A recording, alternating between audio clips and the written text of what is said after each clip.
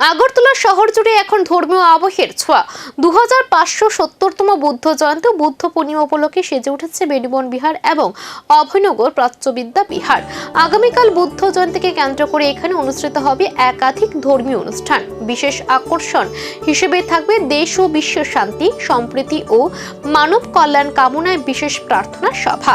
আয়োজকদের তরফে জানানো হয়েছে, ভগবান বুদ্ধের অহিংসা, করুণা ও শান্তির বাণীকে সামনে রেখে উৎসব শুধুমাত্র বার্তা গ্রহণ করছে। প্রস্তুতি এখন শেষ পর্যায়ে। বিহার প্রাঙ্গণকে আলোকসজ্জা ও সাজসজ্জায় আরো আকর্ষণীয় করে তোলা হয়েছে। ইতিমধ্যে ভক্ত ও দর্শনার্থীদের উপস্থিতি বাড়তে শুরু করেছে। নমো বুদ্ধায়া।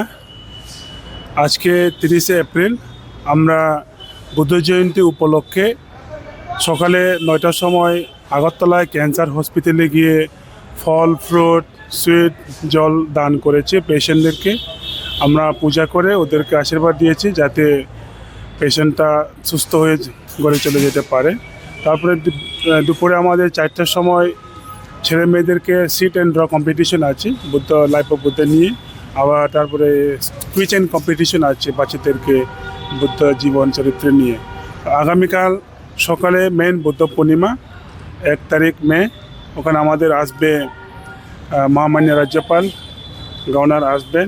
তারপরে আমাদের যে হিজ হাইনেস প্রদীপ বোপাগ্রা আসবে। এই প্রোগ্রামে আমরা প্রিপারেশন করতেছি। আর অন্য ভিক্ষুর সঙ্গে অতিথিরা আছে। বুদ্ধের শান্তির বাণী ছড়িয়ে পড়ুক সমগ্র বিশ্বে, এই কামনায় মুখর আগরতলা।